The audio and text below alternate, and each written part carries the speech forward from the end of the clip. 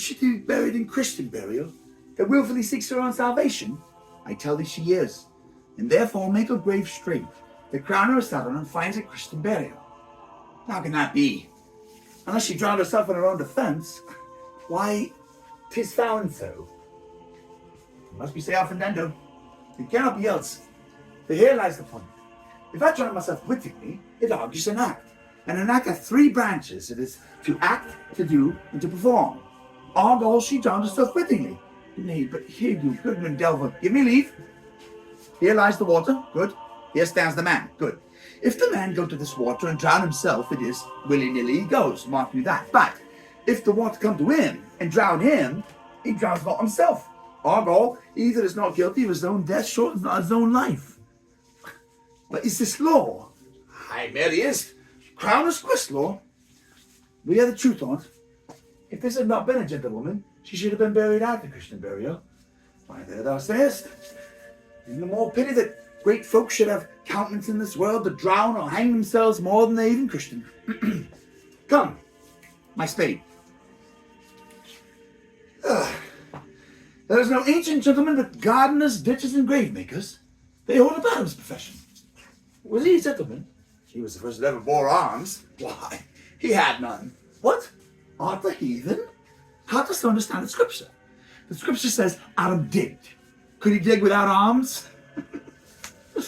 I'll put another question to thee. If thou answerest me not for the purpose, confess thyself. Go to. What is he that builds stronger than either the mason, the shipwright, or the carpenter? The gallows maker, huh? For that frame outlives 1,000 tenants. I like thy wit well. In good faith, the gallows does well. But how does it well? It does well to those that do ill. Now thou dost ill to say the gallows is built stronger than the church. Argall, the gallows may do well to thee. To it again. Come. Who builds stronger than a mason, a shipwright, or a carpenter? Aye, tell me that, and unyoke. Mary, now I can tell. To it. But the master cannot tell.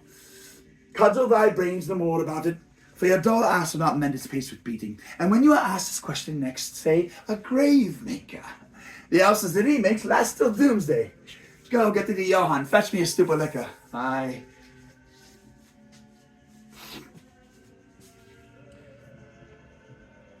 In youth, when I did love, methought it was very meet, sweet, to contract all the time for my behove.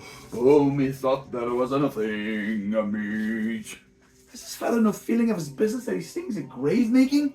Custom hath made him a puppet of easiness. That is e'en so. The hand of little employment of the daintiest sense. But age, with his stealing steps, hath cloud me in his clutch, and hath shipped me into the land, as if I had never been such. That skull had a tongue in it can sing once. Haven't they jowls it to the ground as if it were Cain's jawbone that did the first murder? This might be the pit of a politician, which is asked now all offices. One that would circumvent God, might it not? It might, my lord. Or of a courtier, which should say, Good morrow, sweet lord. How dost thou, good lord? This might be my lord such a one that praised my lord such a one's horse when he meant to beg it, might it not? Aye, my lord. Why, e'en so. And now my lady Worms, chapless and knocked about the mazes with a sexton's spade. Here's fine revolution, and we had the trick to see it. Do these bones cost no more the breeding but to play at loggets with them? Ugh. Mine ache to think on't. Pickaxe and a spade for an shrouding sheet. Oh, a pit of clay for to be made, for such a guest is meet. There's another. Why, might not that be the skull of a lawyer? Where be his quiddities now? His quillets, his cases, his tenures, and his tricks? Why does he suffer this rude knave now to knock him about the sconce with a dirty shovel, and will not tell him of his action battery, huh? This fellow might be, in his time, a great buyer of land, with his statutes, his recognizances, his fines, his double vouchers, his recoveries. Is this the find of his fines and the recovery of his recoveries? To have his fine pate full of fine dirt? Well, his vouchers vouch him no more of his purchases, and double ones too, than the length and breadth of a pair of indentures. The very conveyances of his lands will hardly lie in this box. And must he inherit himself have no more, huh? Not a drop more, my lord. Is not parchment made of sheepskins? Aye, my lord, and of calfskins too. They are sheep and calves that take our assurance in that. I'll speak to this fellow. Whose grave's this, said I? Mine, sir. Oh, bit of clay fun to be made for such a guest as meet. I think it be thine indeed, for thou liest in it. You lie out on, sir, and therefore 'tis not yours. For my part, I do not lie in it, and yet 'tis mine. Thou dost lie in it. To be in it, say 'tis thine. 'Tis for the dead, not for the quick. Therefore thou liest. 'Tis a quick lie. 'Twill away again from me to you. What man dost thou dig it for? For no man, sir. For what woman then? For none neither. Who's to be buried in it? One that was a woman, but rest his soul, she's dead. How absolute the knave is. We must speak by the card, or equivocation will undo us. By the Lord, Horatio, these 3 years I have taken note of it. The age is grown so picked that the toe of the peasant comes so near the heel of the courtier, he galls his kide. How long hast thou been a grave maker? Of all the days in the year I came to it, that day that I last King Hamlet or came Fortinbras. How long is that since? Cannot you tell that? Every fool can tell that. It was the very day that young Hamlet was born. He that is mad and sent into England. Aye, Mary, why was he sent into England? Aye, because he was mad. I shall recover his wits there, if he do not, there's no great matter there. Why? Shall not be seen in him there. There the men are as mad as he. How came he mad? Very strangely, they say. How strangely? Faith, even when losing his wits. Upon what ground? Why, here, in Denmark. I've been sexton here, man and boy, 30 years.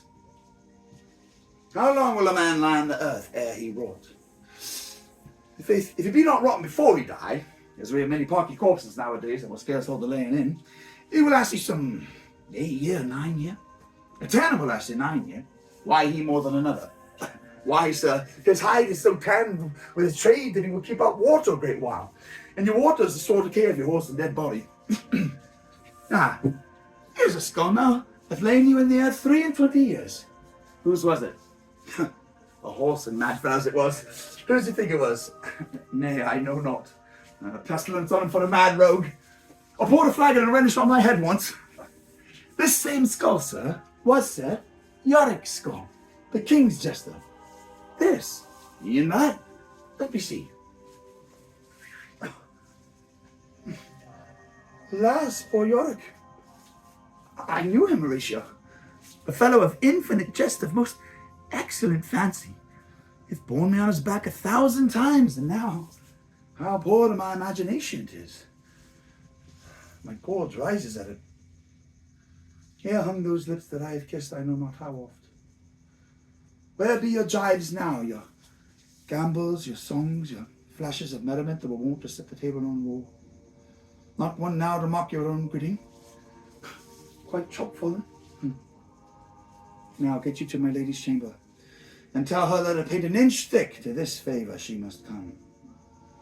Make her laugh at that. Prithee, Horatio. Tell me. Prithee, Horatio. Tell me one thing. What's that, my lord? Dost thou think Alexander looked at this fashion of the earth? E'en so. And smelt so? E'en so, my lord. To what base uses we may return, Horatio? Why, may not imagination trace the noble dust of Alexander till he find it stopping a bunghole? To consider too curiously to consider so. No, faith, not a jot.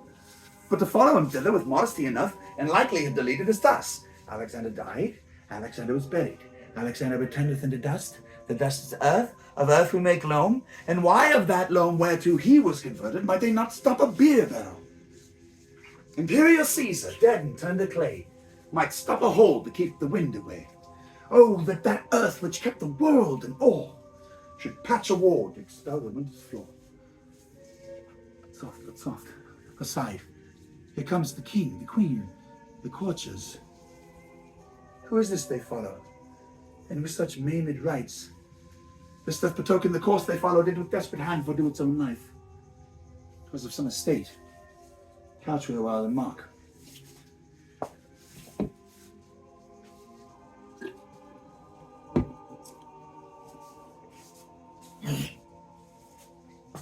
What ceremony else?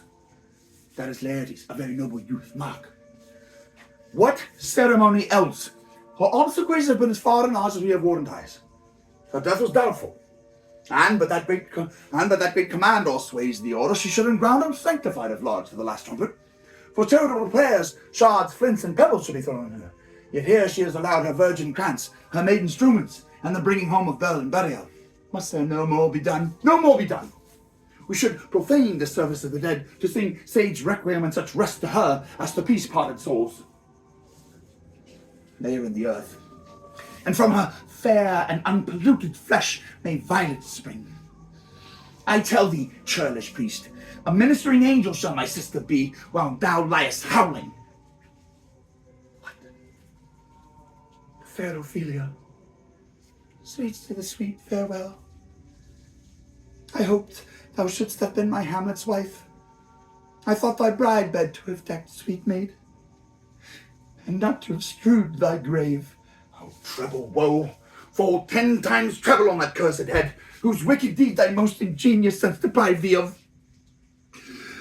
Hold off the earth a while, till I have caught her once more in mine arms. Now pile your dust upon the quick and dead, till of this flat a mountain you have made, to old top old Pelion, or the skyish head of blue Olympus. What is he whose grief bears such an emphasis? Whose phrase of sorrow conjures the wandering stars and makes them stand like wonder-wounded heroes? This is I, Hamlet the Dane. The devil take thy soul! Oh, prayest not well. I bid thee take thy fingers from my throat. For though I am not splendid and rash, yet have I in me something dangerous which will make wiseness fear. Away thy hand, pluck them asunder. Hamlet, Hamlet, gentlemen, good my lord, be quiet. Why, I will fight with him upon this theme until my eyelids will no longer wag. Oh, my son, what theme? I loved Ophelia. 40,000 brothers could not with all the quantity of love make of my son.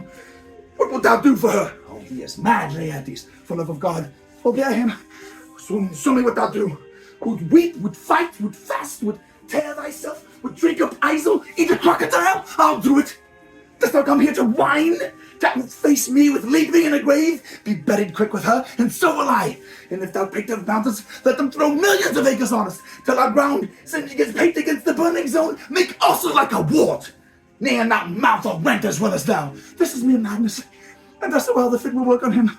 An honest patient is the female dove. When that a golden couplet are disclosed, his silence will sit drooping. Hear you, sir. What is the reason that you use me thus? I love you, Ella, but it is no matter. Let Hercules himself do what he may.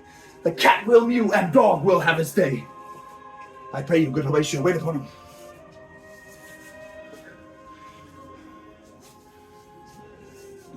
Strengthen your patience in our last night's speech. We'll put the matter to the present push. Good Gertrude, set some watch over your son. This grave shall have a living monument. And now of quiet thereby shall we sleep. Till then in patience our proceedings be.